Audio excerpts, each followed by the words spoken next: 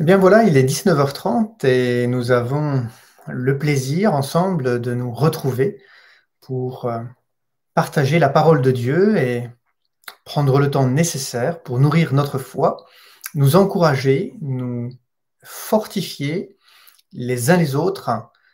Et nous le savons, plus les jours qui viendront devant nous seront mauvais et d'autant plus aurons-nous besoin bien, de nous entretenir, c'est-à-dire de nourrir notre âme par la parole de Dieu afin de demeurer dans une foi ferme et de ne pas être ébranlé par toutes les circonstances, par tous les événements qui vont toucher la terre.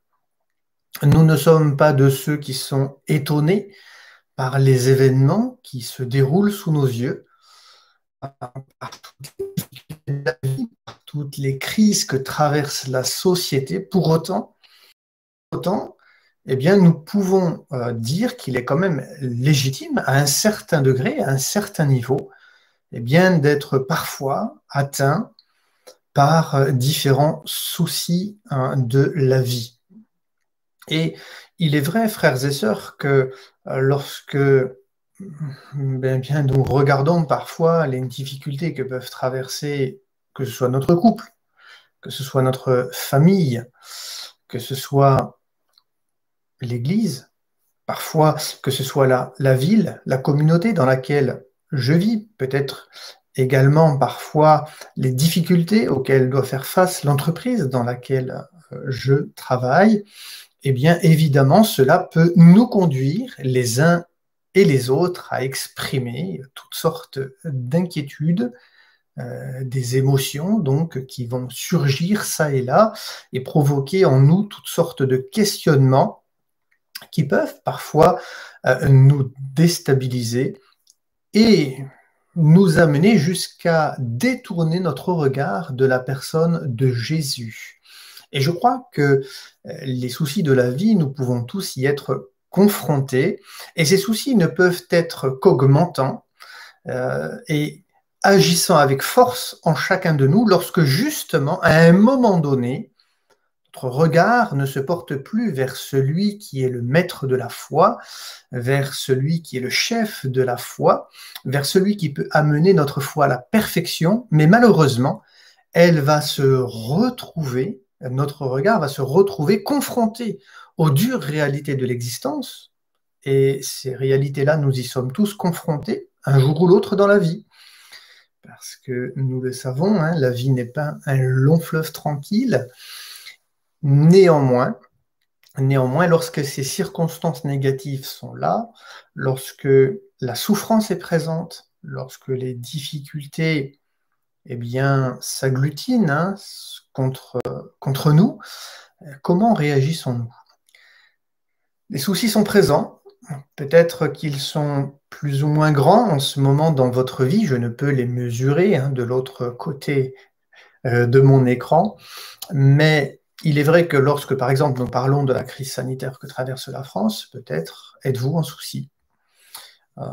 Ce souci est peut-être tout à fait légitime, notamment si vous vivez auprès des vôtres avec une personne qui est dans une certaine fragilité au niveau de la santé. Nous pensons à tous nos frères et sœurs qui ont des parents à charge chez eux et qui ont un certain âge. Et évidemment, eh bien, dans ces situations-là, eh bien, contracter le virus, le Covid, peut eh bien, susciter toutes sortes d'inquiétudes, légitimes évidemment, puisque ce virus est dangereux.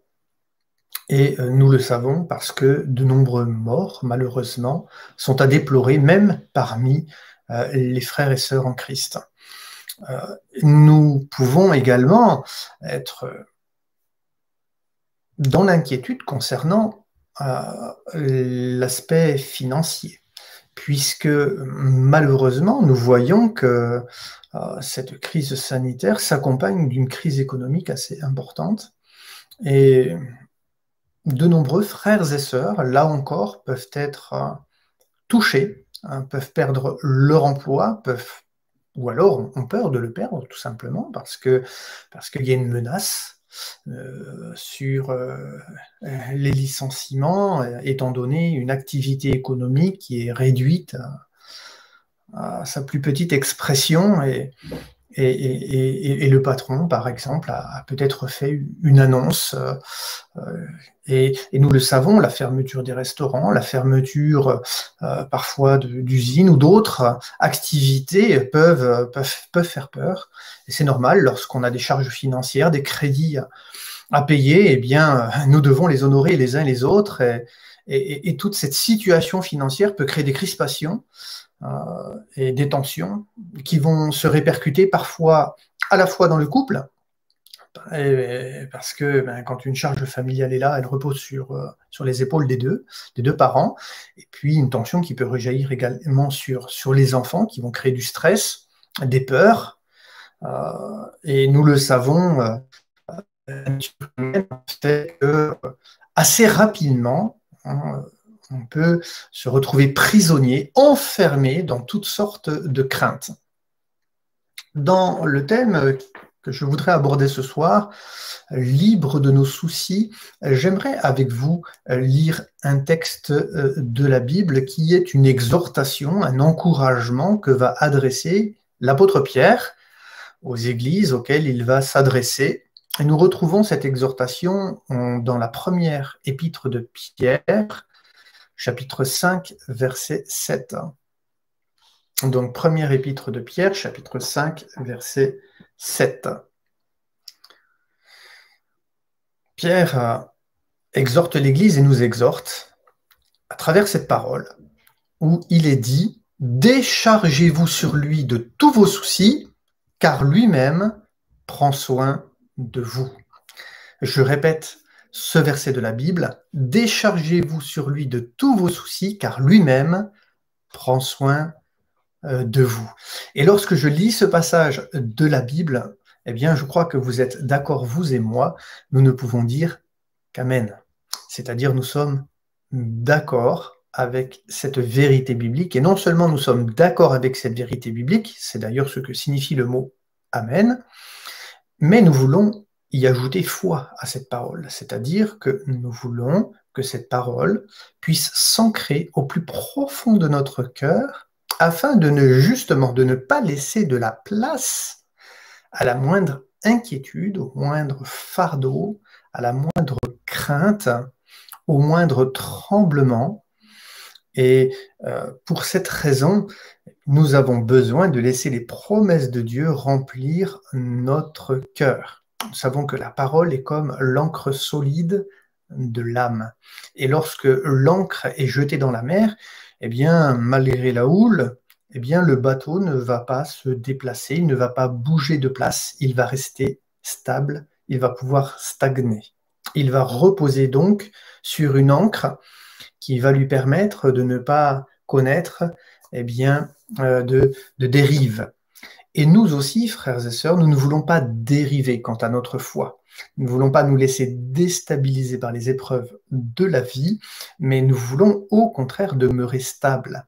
Nous voulons, c'est-à-dire rester fidèles, nous voulons rester ancrés dans la parole de Dieu, afin que notre âme, c'est-à-dire notre état d'esprit, notre état d'âme, notre bonheur intérieur ne soit pas eh bien, ébranlé par les événements de la vie. Et les promesses de la parole de Dieu, lorsque nous les acceptons, lorsque nous les faisons nôtres, lorsque nous les laissons remplir notre cœur, c'est-à-dire notre intelligence spirituelle, eh bien, cette parole de Dieu va pouvoir calmer toutes les émotions, toutes les fragilités de mon être.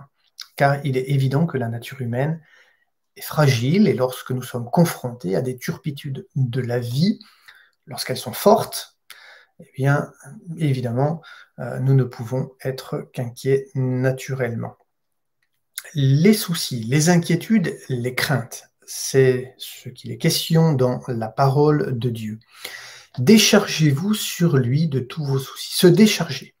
Alors là, littéralement, lorsqu'on regarde dans la Bible, il est question de lancer sur, de jeter sur. Vous savez, quand on jette quelque chose sur, par exemple dans la poubelle, c'est vraiment qu'on veut s'en débarrasser, n'est-ce pas? Lorsque vous jetez des choses, c'est que véritablement, vous avez dans l'intention, vous êtes déterminé à vous séparer d'eux.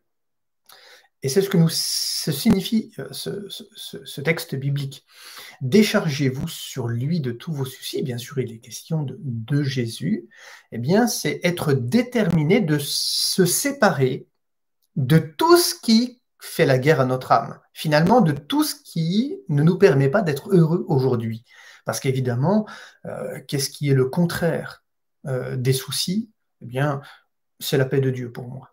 Vous savez, quand nous sommes dans la paix de Dieu, le mot paix, shalom, c'est le bien-être.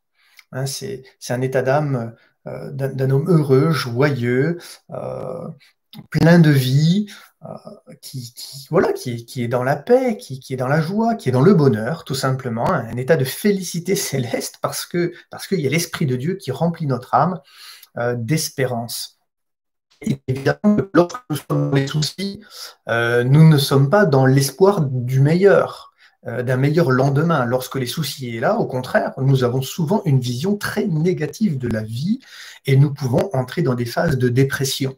Et des dépressions qui peuvent être parfois tellement fortes que cela peut nous emmener dans l'obligation même parfois de consulter un médecin parce que certains se laissent tellement quelque part manipulés dans leurs pensées par le diable, hein, qui veut bien évidemment appesantir le fardeau sur nos cœurs, et bien que cela crée une forme d'oppression, une oppression spirituelle, et bien sûr que nous avons besoin de la grâce de Dieu, etc., mais lorsque l'âme est malade, parfois cela nécessite aussi bien une prise en charge, parfois, oui, parce que cela peut créer toutes sortes de névroses, de psychoses, et on sait que certains sont fragiles, même sur le plan psychologique, et tombent dans des maladies terribles, et finalement tombent dans un désespoir tel qu'il y a besoin d'une prise en charge.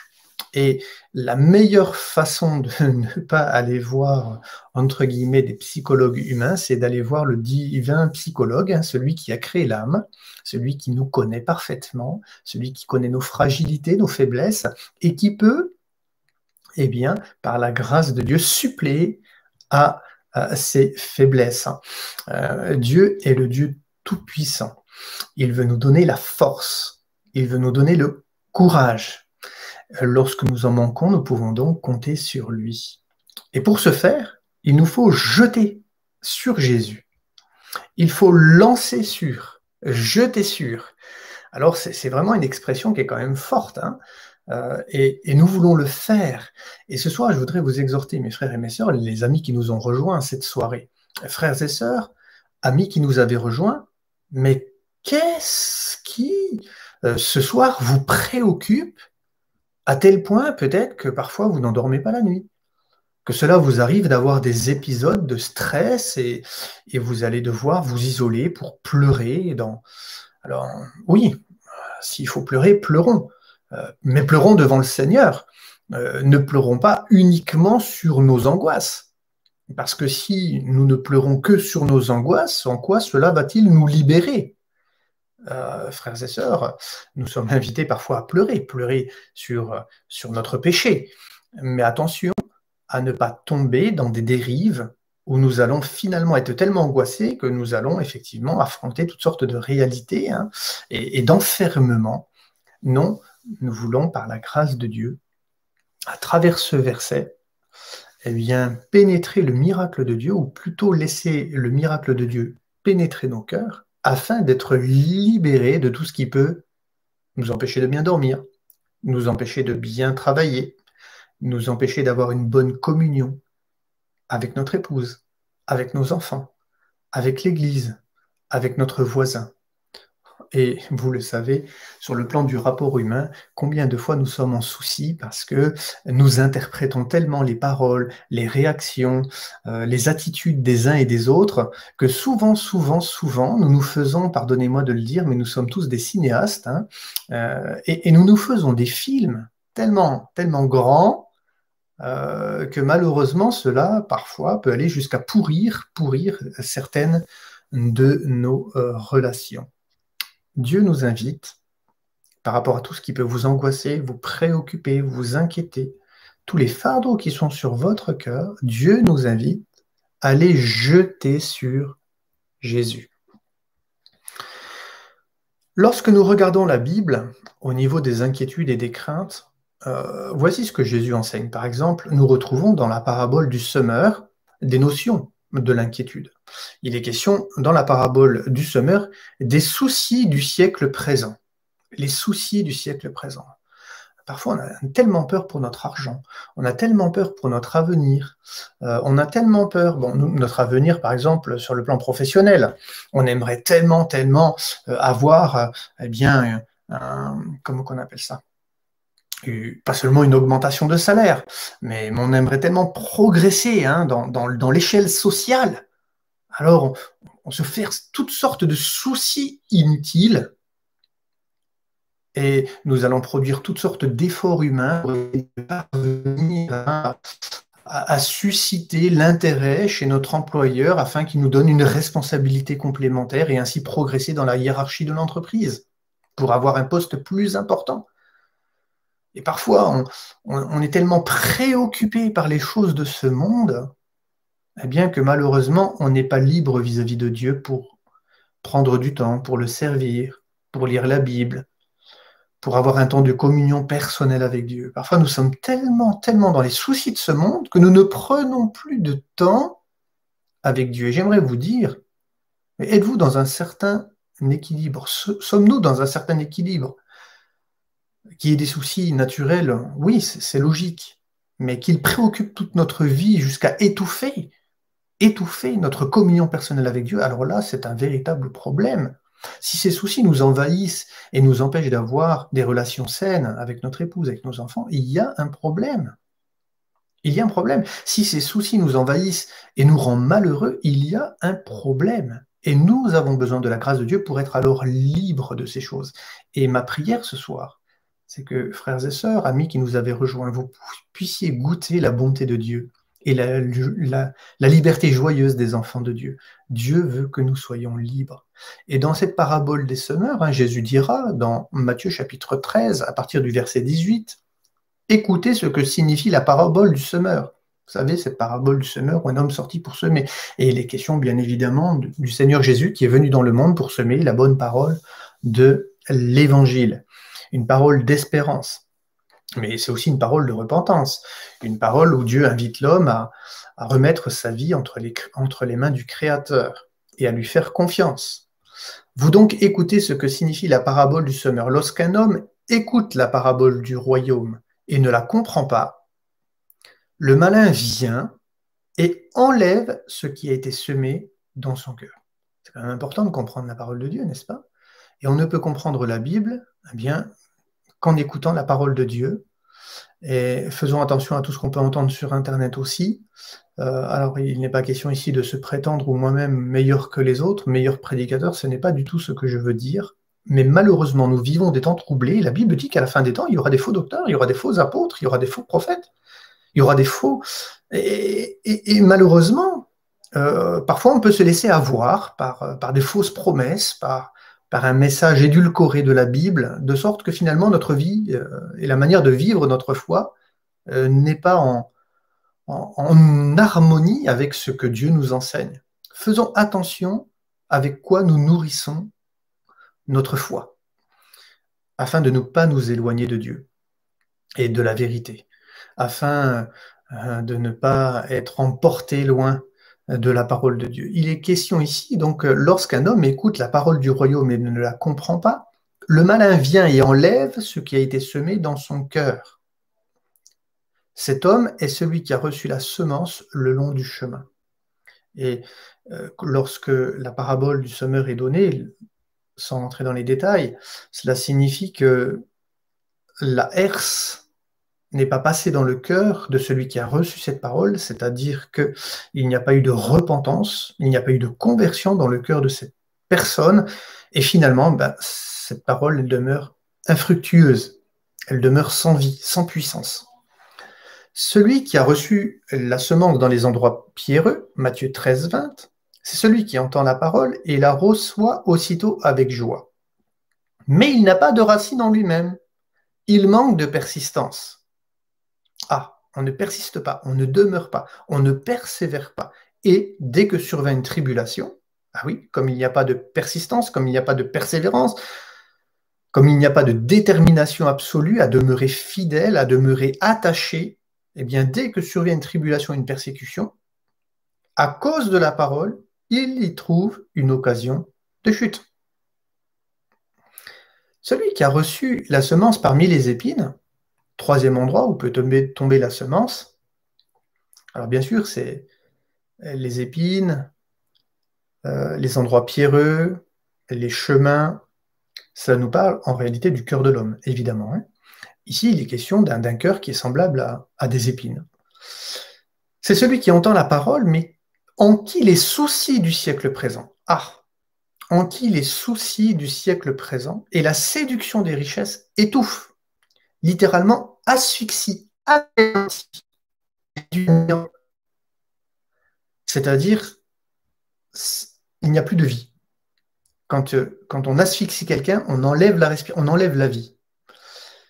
Et vous savez que la respiration, s'il n'y a pas de respiration, l'oxygène ne rentre pas dans les poumons, le sang n'est pas oxygéné, et automatiquement, il y aura une mort cérébrale, etc. Et la Bible dit que lorsque c'est comme ça, les soucis du siècle présent eh bien, vont étouffer, vont asphyxier, vont anéantir quoi? Cette parole, l'évangile, qui est une puissance pour le salut de quiconque croit. Finalement, cette parole qui est une puissance, elle ne va pas pouvoir porter du fruit en nous. Frères et sœurs, faisons attention à la manière dont nous vivons notre vie quotidienne. Ne tombons pas dans par exemple, être alarmiste. Vous connaissez cette expression, être alarmiste. Parfois, quand on écoute certaines personnes, pardonnez-moi, mais on a l'impression que c'est une angoisse sur pattes. Ils ne font que de partager des choses, des inquiétudes, mais comme s'il n'y avait pas d'espoir. Mais pardonnez-moi, Dieu est notre espérance. On peut lui faire confiance. Il a un projet de paix et non de malheur, un avenir fait d'espérance pour tous ceux qui lui appartiennent. Alors si vous n'avez pas fait cette démarche de lui confier votre vie, votre lendemain, parce que la Bible dit à chaque jour suffit sa peine, eh bien alors à ce moment-là, frères et sœurs, confions-lui notre vie. Refusons les fardeaux, rejetons. Il est question de jeter sur, de rejeter, de se séparer d'eux. Alors, frères et sœurs, si des fardeaux sont sur votre cœur, séparez-vous-en. Jetez-les sur Jésus. Et nous pouvons le faire en toute confiance. Pourquoi? Parce que, pardonnez-moi, mais Jésus a dit une parole extraordinaire. Venez à moi, vous la connaissez, cette parole, Matthieu 11, 28. Venez à moi, et quoi? Eh bien, vous tous qui êtes fatigués et chargés, plein de soucis, plein de fardeaux, plein d'inquiétudes, plein d'angoisses, et je vous donnerai du repos. Évidemment, quand on a des soucis, on a besoin de la paix de Dieu.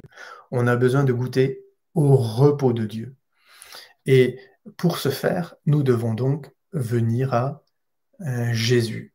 Jésus dira d'ailleurs, qui d'entre vous, par son inquiétude, par ses soucis, peut prolonger tant soit peu son existence? Ça ne sert à rien de vous inquiéter. Ça ne sert à rien. Ça vous créera plus de problèmes, même sur le plan de la santé. Ça va vous créer des problèmes sur le plan relationnel. Ça va vous créer des problèmes parce que ça va vous démotiver, ça va vous décourager. Et vous allez tellement être, si vous laissez les fardeaux vous envahir, vous allez tellement être submergé par vos fardeaux qu'à un moment donné, le risque est là d'abandonner le chemin de la foi, le bon combat de la foi. Frères et sœurs, ne nous laissons pas avoir. Et c'est ce que dira d'ailleurs Jésus concernant la fin des temps. Et nous sommes dans la fin des temps, nous le voyons, tout s'effondre autour de nous, et ça va aller de mal en pis. N'espérons pas que demain, les hommes trouveront une solution au problème de l'humanité. Il n'y en a pas, la seule solution, c'est Jésus. Mais ils ne veulent pas de cette solution. Ils ne veulent pas de la réponse de Dieu à l'humanité. Et ils avanceront toujours plus dans l'impiété. Mais regardez ce que dit la Bible, et cette parole merveilleuse de Jésus, prenez garde à vous-même. Dans cette parole qui concerne donc un discours eschatologique de Jésus, Luc 21, verset 34, de crainte que vos cœurs ne s'apesantissent par les excès du manger et du boire, et par les soucis de la vie, et que ce jour ne vienne sur vous à l'improviste. C'est-à-dire qu'à un moment donné, on peut tellement être préoccupé par la vie, par notre bien-être, par nos richesses personnelles, etc., etc., qu'on peut en oublier ce qui est essentiel. Ce qui est essentiel, mes frères et sœurs, c'est pas votre portefeuille. Ce qui est essentiel, c'est votre communion personnelle avec Dieu. Parce que, évidemment, dans cette communion personnelle avec Dieu, vous recevrez toutes les ressources nécessaires pour être heureux. Il n'y a pas de plus grand bonheur que de laisser Jésus rayonner dans son cœur. Et plus vous serez plein de lui, plein de Jésus, rempli du Saint-Esprit, de sa présence, plus vous serez rempli de sa paix, plus vous serez rempli de son amour, de son espérance, et moins il n'y aura de place pour les doutes, pour les soucis, pour les fardeaux, pour les problèmes. Il est question ici de séduction des richesses. Et moi, je le crois, frères et sœurs, vous le savez, combien de fois, pardonnez-moi de le dire, hein, mais nous avons des soucis parce que nous avons des problèmes d'argent, etc., etc. Soyons sages dans tout ce que nous faisons. Soyons sages, ne faisons pas n'importe quoi. Si je dois changer de voiture, ah ben c'est sûr, hein, si on regarde ce que la société nous propose, ce que les constructeurs automobiles nous proposent, à notre voisin qui s'achetait une dernière 4x4, etc., extraordinaire, et puis aujourd'hui il y a des offres alléchantes. Mais si c'est pour vous mettre en difficulté, ne vaut-il pas mieux, eh bien, peut-être avoir peut-être réduire, je dirais, votre vision de votre besoin et d'avoir un peu plus d'humilité, parce que, pardonnez-moi, mais que vous soyez au volant d'une Ferrari ou d'une Clio, l'essentiel, c'est d'avoir une voiture qui vous amènera d'un point A à un point B. Alors moi, ici, bien sûr, je ne fais pas de publicité pour Ferrari ou pour une Clio. Mais ce que je veux dire, c'est peut-être, gardons un cœur simple. Est-ce que ça vaut le coup parfois de s'endetter, de mettre au péril, eh bien, pardonnez-moi, mais l'équilibre financier de notre foyer parce que nous voulons imiter notre prochain, imiter le monde, parce que nous avons des désirs, des soifs. Mais pardonnez-moi, mais la séduction des richesses. Ouais, ça, c'est toutes sortes de soucis qui peuvent malheureusement souvent envahir notre existence et polluer notre foi. Que Dieu nous accorde la grâce d'être sages. Nous n'avons pas besoin de nous créer des soucis supplémentaires. Il y en a assez comme ça que nous devons affronter dans la vie. D'autant plus que parfois, eh bien, nous devons affronter la maladie, par exemple. Et nous ne pouvons pas échapper à ces choses. Et alors, n'ajoutons pas à des soucis légitimes et naturels, d'autres soucis, d'autres fardeaux, qui ne vont pas simplement nous empoisonner nous-mêmes, hein, mais qui parfois peuvent malheureusement même casser un ménage. Alors, soyons sages dans toutes choses. Demandons à Dieu sa grâce dans les choix que nous faisons, dans la manière dont nous vivons notre vie chrétienne. Soyons intelligents. Nous vivons dans la fin des temps. N'investissons pas dans des choses inutiles et vaines. Ça ne veut pas dire qu'on ne peut pas acheter une maison. Bien sûr qu'on peut acheter une maison. Mais si c'est pour ne pas avoir les moyens de la payer, ça ne sert à rien. Prenons quelque chose de plus modeste. Que Dieu nous accorde la grâce. Que Dieu nous accorde la grâce.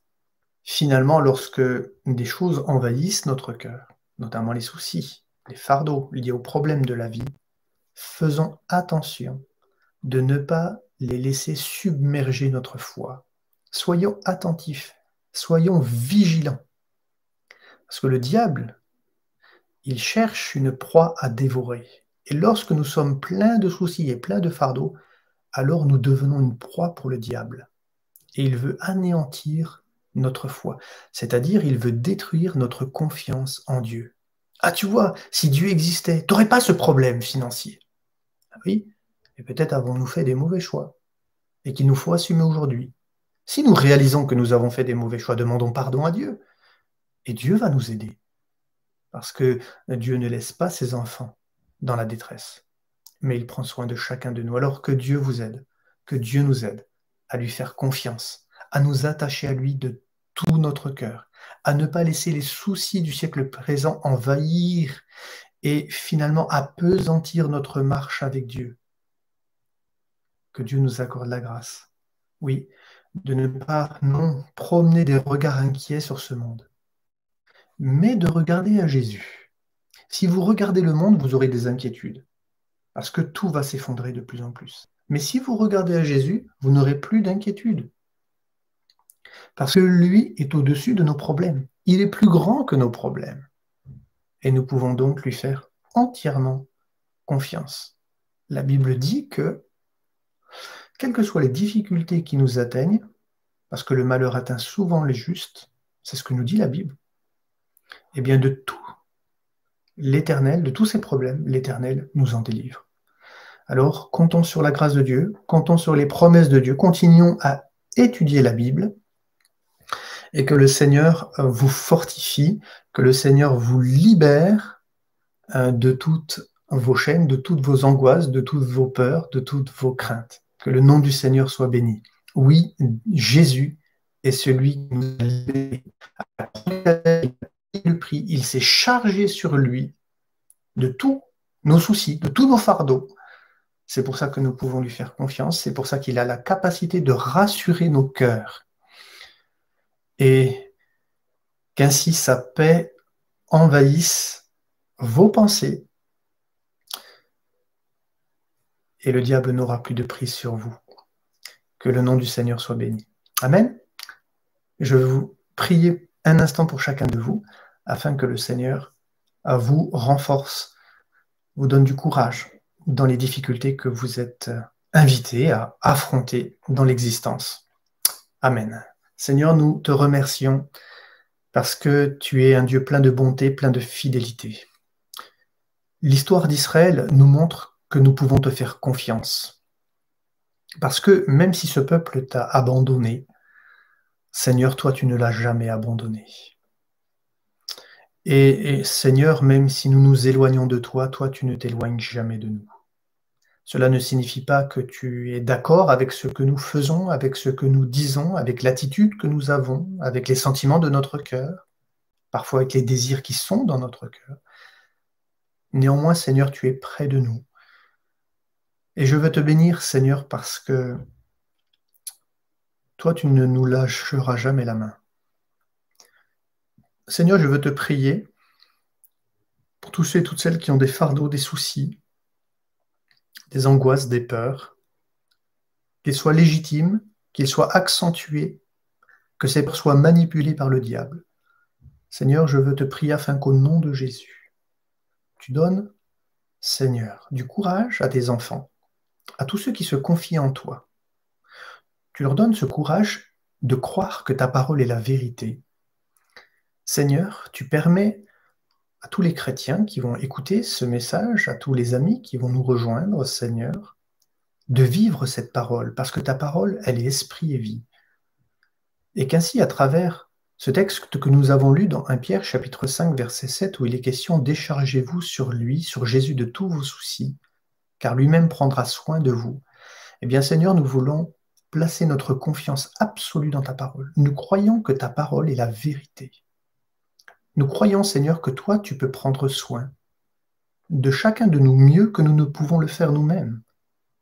C'est pour ça, Seigneur, que nous voulons nous humilier devant toi et peut-être simplement te demander pardon.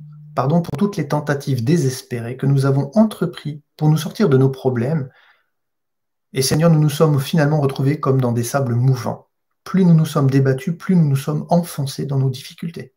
Nous te demandons pardon, Seigneur, et nous crions à toi. Sauve-nous, Seigneur, délivre-nous. Oui, nous prenons et nous faisons le choix de te faire confiance.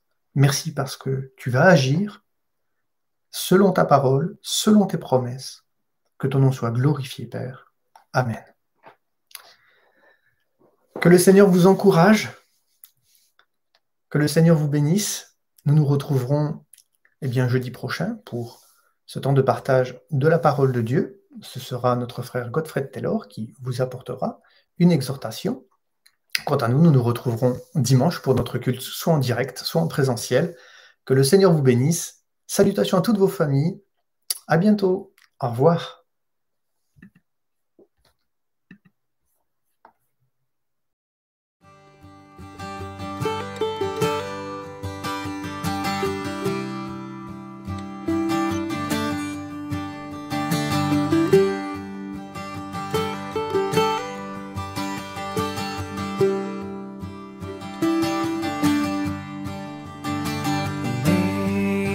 Amazing grace, how sweet the sound that saved a wretch like me. I once was lost, but now I'm found. Was blind, but now I see.